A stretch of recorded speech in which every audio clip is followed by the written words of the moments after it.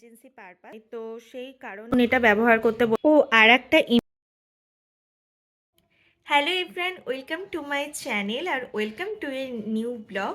তো আজকের ভিডিওতে আমি তোমাদের সাথে শেয়ার করব যে ছোট বেবি থাকলে বা নিউবর্ন বেবি থাকলে ঘরেতে কি কি মেডিসিন রাখা দরকার এমার্জেন্সি পারপাস। তো এই আমার কাছে যে কটা মেডিসিন আছে প্রত্যেকটাই স্মিহির ডক্টরবাবুই কিনতে বলেছেন। তো আমি ওকে কি কি মেডিসিন খাওয়াই আর আমার কাছে কি কি মেডিসিন এমার্জেন্সি পারপাস আছে সেগুলোই তোমাদের সাথে শেয়ার করব। আশা করি তোমাদের ভিডিওটা খুব হেল্প হবে। আর কি কি টাইপের ভিডিও দেখতে চাও অবশ্যই জানিও, অবশ্যই আমি শেয়ার করার চেষ্টা করব। তো চলো আজকের ব্লগটা শুরু করা যাক।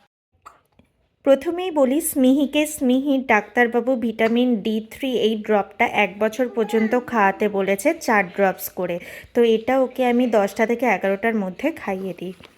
এরপরে যে ওষুধটা ওকে 6 মাস পর্যন্ত দিতে বলেছে সেটা হচ্ছে vitamin A to Z drop.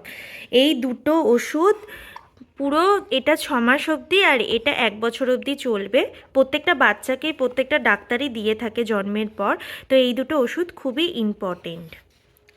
এরপরে যেটা ঘরে রাখা দরকার সেটা হচ্ছে একটা নেজাল স্প্রে বাচ্চাদের। এটা বাচ্চাদের নাক যদি কখনো আটকে যায় তো এই ড্রপটা দিয়ে দিলে, স্প্রেটা করে দিলে আর কি নাকের মানে নাক আটকানোটা কমে যায়। আর মাঝে সাঝে আমি নাক পরিষ্কারের জন্য এই স্প্রেটা ব্যবহার করি।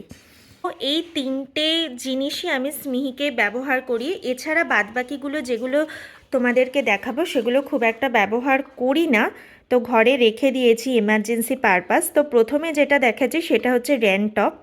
তো এটা হচ্ছে বাচ্চারা প্রচণ্ড পরিমাণে দুধ তুললে সাথে বমি করলে এই ওষুধটা ডাক্তারবাবু দিতে বলেছেন। তো কতটা পরিমাণ দিতে বলেছে সেটা ডাক্তারবাবু বলেছেন যে ফোন করে শুনে নিতে, কারণ এই ওষুধগুলো ওয়েট অনুযায়ী বাচ্চাদেরকে দিতে হবে।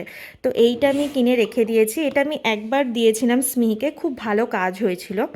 এরপর যে ওষুধটা কিনেছি কলিক পেনের জন্য, তো এই ওষুধটা এখনও পর্যন্ত আমার স্মিহিকে দিতে লাগেনি, কিন্তু ডক্টরবাবু ডে 1 থেকে এই ওষুধটা কিনে রাখতে বলেছিল, কারণ বাচ্চাদের কলিক পেন স্টার্ট হলে বাচ্চাদের খুবই কষ্ট হয়।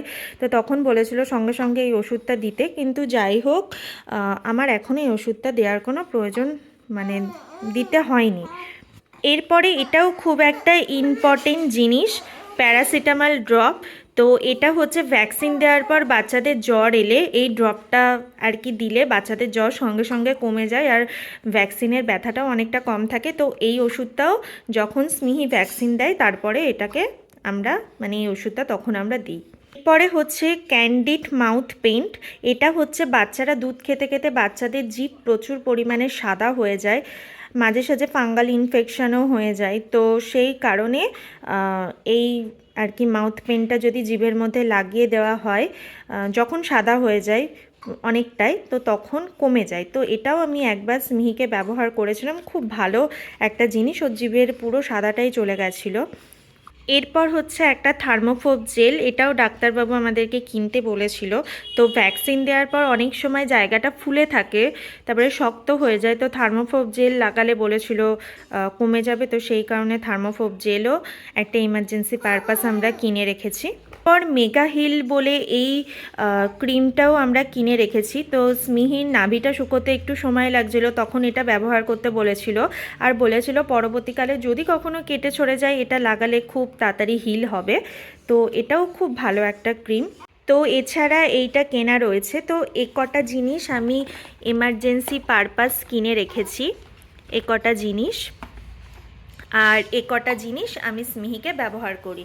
তো দেখতেই পাচ্ছ এই যে স্মিহি এখন খেলছে, ওই যে চেঁচাচ্ছে। তো এবার সবাইকে টাটা করে দাও, টাটা করে দাও। তো যাই হোক, আশা করি ভিডিওটা তোমাদের খুব ভালো লাগবে। আর কি টাইপের ভিডিও দেখতে চাও অবশ্যই বলো, আর আমার চ্যানেলে নতুন হলে অবশ্যই সাবস্ক্রাইব করো। তো আজকের জন্য এইটুকুই, টাটা।